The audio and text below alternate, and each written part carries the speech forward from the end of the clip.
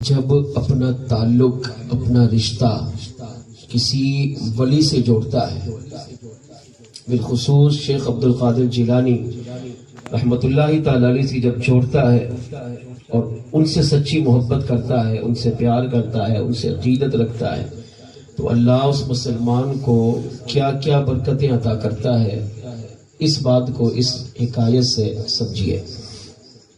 بہجت الاسرار میں یہ روایت موجود ہے۔ بغداد کا ایک تاجر تھا، اس کا نام تھا ابو المظفر۔ ان کے اپنے مرشد تھے، ان کی بارگاہ میں حاضر ہوا، ان سے جا کر اجازت مانگی کہ آپ مجھے اجازت دیں، میں بغداد سے سفر کر کے ملک شام جانا چاہتا ہوں اور وہاں جا کر تجارت کروں گا، اپنا مال بیچوں گا اور اچھا نفع کما کر واپس لوٹوں گا۔ یہ طریقہ الحمدللہ یہ شروع سے ہی چلا آ رہا ہے کہ جب بھی مسلمان اپنے گھر سے دور دراز کے سفر پر روانہ ہوتا ہے تو اپنے والدین سے، اپنی مسجد کے امام سے، یا اپنے علاقے میں اگر کوئی پیر کامل ہو تو ان کی بارگاہ میں حاضر ہو کر، اور اگر مرشد موجود نہ ہو تو کسی ولی کی مزار پر جا کر مسلمان دعا کرتا ہے کہ اور سفارش جی بناتا ہے کہ آپ میرے لیے دعا کر دیں، اللہ مجھے خیریت سے لے جائے اور خیریت سے واپس لے آئے۔ یہی طریقہ الحمدللہ آپ دیکھیں آج سے 1000 سال پہلے سے ہی چلا آ رہا ہے۔ مرشد کی بارگاہ میں جب اس نے اپنا یہ سارا معاملہ پیش کیا، مرشد نے فرمایا کہ بیٹا آپ شام نہ جائیں، ملک شام نہ جائیں۔ کیوں؟ اس نے کہا کہ مرشد مجھے اجازت دیں، میں جانا چاہتا ہوں، میں نے تیاری کر لی ہے، اہتمام ہو گیا ہے۔ لیکن مرشد نے کہا کہ آپ نہ جائیں۔ اعلیٰ حضرت رحمت اللہ تعالی علیہ فرماتے ہیں کہ اگر پیر مرید کو منع کر دے کسی کام سے تو مرید کو چاہیے کہ پھر اپنے پیر کی اس بات پر لبیک کہے۔ پیر نے کہا نا یہ کرو تو پھر کر لے، بھلے اس کو سمجھ میں آئے یا نہ آئے۔ پیر صاحب نے کہا مت کرو تو اب یہ سمجھ لے کہ یہ چیز میرے لیے نقصان دہ ہے، تبھی تو منع کیا۔ لیکن اگر مرید، پیر صاحب نے کہا یہ کام کرو یا کہا یہ کام مت کرو، اور مرید نے آگے جواب دیا کیوں، تو اعلیٰ فرماتے ہیں اس کیوں سے اس کی بربادی کے دن شروع ہو گئے، وہ زوال کی طرف آنا شروع ہو جائے گا۔ اس نے مرشد، شرط یہ کہ مرشد کیا ہو، کامل ہو، اکمل ہو، جامع شرائط پیر ہو۔ اب اس نے دل میں تمنا تھی نہیں مجھے جانا ہے، تو مرشد نے فرمایا کہ بیٹا آپ مت جاؤ، اگر آپ جائیں گے تو یہ آپ کے لیے سفر نقصان دہ ہے۔ مرشد کا نام تھا شیخ حماد رحمت اللہ تعالی علیہ۔ سبحان اللہ۔ کہا مجھے وجہ بتائیے، تو آپ نے فرمایا، جانتے تھے ضدی ہے، نہیں بتاؤں گا تو نہیں جائے گا، آپ ضد کر کے بیٹھ گیا نہیں جانا ہے، تو آپ نے فرمایا سنو، اگر تم سفر پہ گئے تو خیریت سے تو پہنچ جاؤ گے، لیکن جب تم واپس لوٹے گے تو راستے میں ڈاکو تم پر حملہ کریں گے، تمہارا مال چھین لیں گے، تمہارے جانور کو قتل کر دیں گے، یہاں تک کہ آخر میں تمہیں بھی قتل کر دیں گے۔ اب تمہیں زندگی چاہیے تو مت جاؤ، اور زندگی گوانی ہے تو پھر تمہاری مرضی۔ اس میں بھی بہت کچھ ہے۔ اس سے پتہ چلا کہ اللہ کا ولی سب کچھ جانتا ہے۔ سبحان اللہ، سبحان اللہ۔ زمین پہ بیٹھے ہوئے بھی مرید کے لوح محفوظ میں اس کی تقدیر میں کیا لکھا ہے مرشد کو یہ بھی پتا ہوگا۔ سبحان اللہ۔ اب یہ شیخ حماد رحمت اللہ تعالی علیہ کے آستانے سے باہر نکلا اور مرجھائے ہوئے دل کے ساتھ یہ اپنے گھر کی طرف جانے لگا، تو راستے میں شیخ عبد القادر جیلانی رحمت اللہ تعالی علیہ سے اس کی ملاقات ہو گئی۔ سبحان اللہ۔ اسے اعظم رحمت اللہ تعالی علیہ نے جب اسے دیکھا اور یہ مرجھایا ہوا تھا، غمزدہ تھا، پریشان تھا، تو آپ نے پوچھا کہ بیٹا کیوں پریشان ہو؟ اب اس نے یہ ساری داستان سنائی، اس سفر پہ جانا چاہتا ہوں، مرشد نے منع کر دیا، اور منع کرنے کی وجہ بھی بتا دی کہ اگر گیا تو تیرا انتقال ہوگا۔ غوث اعظم جیلانی رحمت اللہ تعالی فرماتے ہیں تو کیا چاہتا ہے؟ کیا رکنا چاہتا ہے یا جانا چاہتا ہے؟ اپنی تمنا بیان کر. بس کرنے لگا میں جانا چاہتا ہوں. سبحان اللہ. مرشد نے اگرچہ منع کیا اور فرمایا جان جائے گی، لیکن دلی خواہش تیاری کر لی نا ساری، دلی تمنا یہ ہے کہ مجھے سفر پہ جانے کی اجازت دی جائے، میں جانا چاہتا ہوں. سبحان اللہ. جب غوث اعظم جیلانی علیہ الرحمہ نے دیکھا کہ اب یہ ضد بضد ہے کہ جاؤں گا، تو فرمایا جاؤ. کہا مرشد نے جو کہا، فرمایا تم جاؤ، خیریت سے پہنچو گے، خیریت سے واپس بھی آؤ گے اور نفع بھی تمہیں بہت اچھا ملے گا. سبحان اللہ. اب اپنے پیر نے منع کیا مت جا، جان جائے گی، مال بھی لٹائے گا، مگر غوث اعظم جیلانی رحمت اللہ تعالی علیہ نے فرمایا جا، خیریت سے وہاں پہنچے گا، خیریت سے واپس بھی آئے گا، اور مال لٹے گا نہیں بلکہ ڈبل مال ڈبل نفع کما کر آئے گا. سبحان اللہ. غوث اعظم جیلانی سے دیکھیں اس وقت کے لوگ کتنی محبت کرتے تھے اور میں اور آپ کتنی محبت کرتے ہیں، اس کا موازنہ آپ خود کریں. چل پڑا.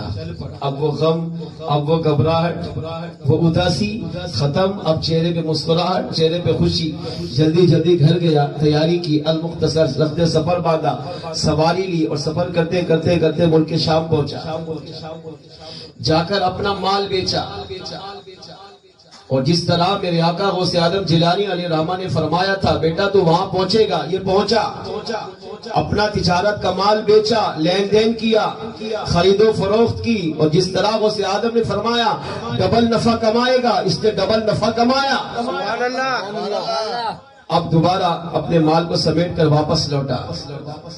آدھا سفر طے کیا، دوپہر کا وقت تھا، گرمی کی شدت تھی. اب ایک درخت کے قریب بیٹھ گیا، سوچا کہ ابھی کچھ آرام کر لو، پھر یہاں سے اپنا سفر آگے جاری رکھوں گا. اب اپنی سواری کو درخت کے ساتھ باندھا، اپنے سامان کو وہیں چھپا کے رکھا اور سو گیا. اب تھکاوٹ بھی تھی، درخت کا سایہ بھی تھا، ٹھنڈی ہوا بھی چل رہی تھی، تو سوتے ہی نیند میں پہنچا. آنکھیں بند ہو گئی. اب ایک خواب دیکھا. کیا دیکھا خواب؟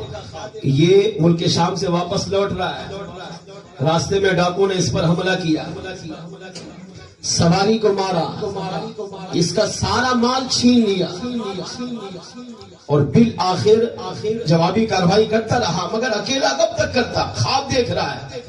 تو بالآخر ڈاکو نے اس کو پکڑا اور اس کی گردن پر تلوار رکھی. تو اب جیسے گردن پہ تلوار رکھی نا، اب کیا حالت ہوگی آپ سوچ سکتے ہیں. تو فوراً اس کی آنکھ کھلی. تو آنکھ کھلی تو اب پورا جسم پسینے سے شراب ہو. دائیں بائیں دیکھا، کوئی نہیں ہے. سوچا شکر ہے زندہ ہوں. سواری کو دیکھا، سواری موجود. مال اپنا سنبھالا، وہ بھی موجود. اب کیسے رکتا؟ اب جلدی جلدی اٹھا، سامان باندھا، سواری لی اور بغداد کا سفر شروع کیا. چلتے چلتے المختصر بغداد پہنچا. بغداد پہنچ کر اب سوچا کہ پہلے کہاں جاؤں؟ اپنے مرشد کے پاس جاؤں، شیخ حماد علی رحمہ کی بارگاہ میں جاؤں، یا شیخ عبد القادر جیلانی علی رحمہ کی بارگاہ میں جاؤں؟ سبحان اللہ. اپنے پیر نے کہا جائے گا تو ہلاک ہوگا، اور غوث اعظم جیلانی نے فرمایا نہیں، جائے گا تو زندہ سلامت جائے گا، زندہ سلامت آئے گا. سبحان اللہ. اب سوچ رہا ہے پہلے کہاں جاؤں. تو عقل نے کہا پہلے اپنے مرشد کے پاس جا، ان کو جا کر بتا کہ آپ نے کہا تھا میرا انتقال ہوگا، میرا سارا نفع لوٹ جائے گا. دیکھیں میں گیا، مال بھی بیچا، نفع بھی کمایا، زندہ سلامت واپس بھی آیا، اور ابھی آپ کے سامنے ہوں. پہلے جا کر اپنے مرشد کی بارگاہ میں حاضری دو. اب یہ ابو المظفر تاجر کہتا ہے میں اپنے مرشد شیخ حماد علی رحمہ کی بارگاہ میں گیا، تو جیسے ان کے آستانے میں داخل ہوا تو شیخ حماد رحمت اللہ تعالی علیہ نے ارشاد فرمایا ابو المظفر میرے پاس مت آ، پہلے شیخ عبد القادر جیلانی کے پاس جا. فرمایا بیٹا یہاں سے لوٹ، میری بارگاہ میں مت آ، پہلے شیخ عبد القادر جیلانی کی بارگاہ میں جا. فرمایا اس کی وجہ یہ ہے کہ میں نے جو کہا تھا وہ بھی جھوٹ نہیں تھا، سچ تھا. تیری تقریر میں لکھا تھا کہ اگر تو جائے گا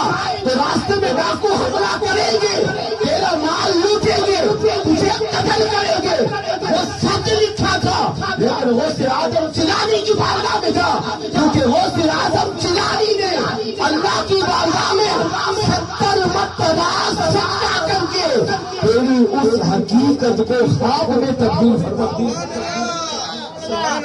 میرے پاس مت آ، غوث اعظم کی بارگاہ میں جا، تو چلا گیا یہاں، تیری تقدیر میں مرنا لکھا تھا، جب تو گیا تو غوث اعظم جیلانی نے اپنا مصلی بچھایا، سجدے میں جا کر اللہ کی بارگاہ میں روئے، گرائے، ایک روایت کے مطابق 27 مرتبہ، اور بعض علماء نے لکھا 70 مرتبہ سجدے میں جا کر غوث اعظم جیلانی نے اللہ کی بارگاہ میں عرض کیا، اے اللہ تیری تقدیر پر حق ہے، تبدیل نہیں ہوتی، تو جو چاہتا ہے کر دیتا ہے، مگر میں تیرا بندہ ہوں، تیرا محبوب ہوں، تجھ سے پیار کرتا ہوں، تو عبد القادر کی لاج رکھ اور اس بندے کی حقیقت کو خواب میں تبدیل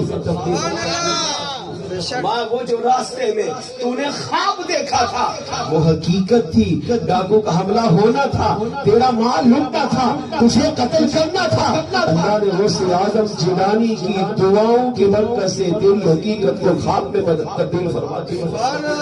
جب یہ کہا تو اب ابو المظفر کہتا ہے میں نے اپنے مرشد سے اجازت لے کر غوث اعظم جیلانی کی بارگاہ میں گیا، اور جیسے ہی غوث اعظم نے مجھے دیکھا تو مسکرانے لگے اور فرمایا ابو المظفر تیرے مرشد نے جو کہا وہ حق اور سچ کہا، تیرے مرشد نے جو کہا وہ حق اور سچ کہا ہے، مطلب یہ نکلا ہاں تیری تقدیر میں تو مرنا لکھا تھا، مگر میں نے اللہ کی بارگاہ میں رو رو کر گر گرا کر سجدے کر کے تیری اس حقیقت، اس تقدیر کی حقیقت کو خواب میں تبدیل فرما دیا۔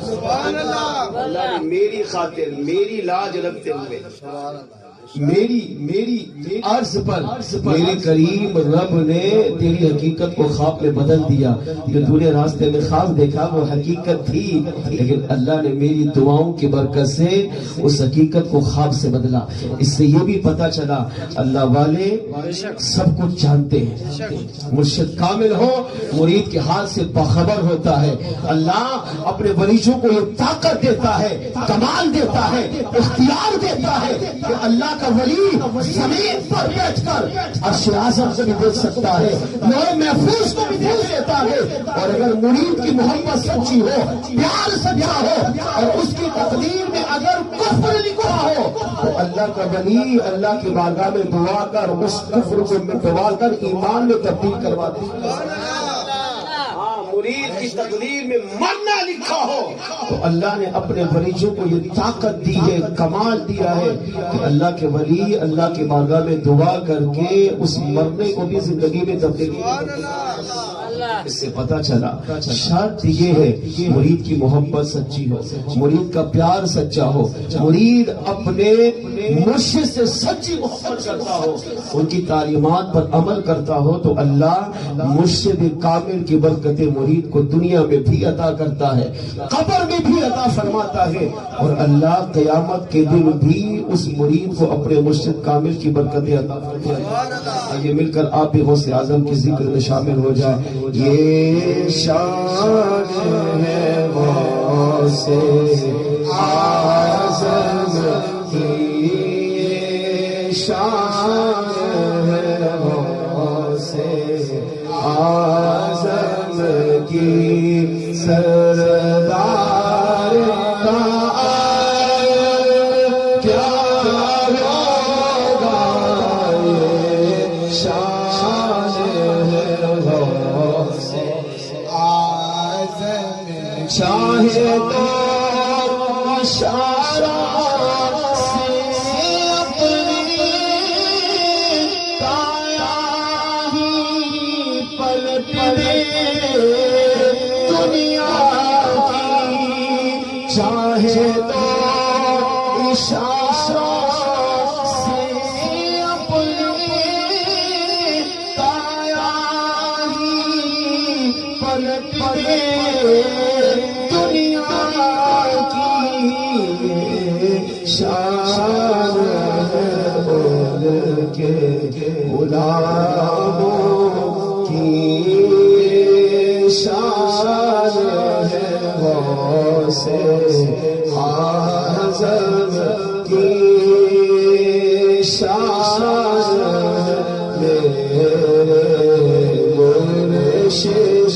گے سرکار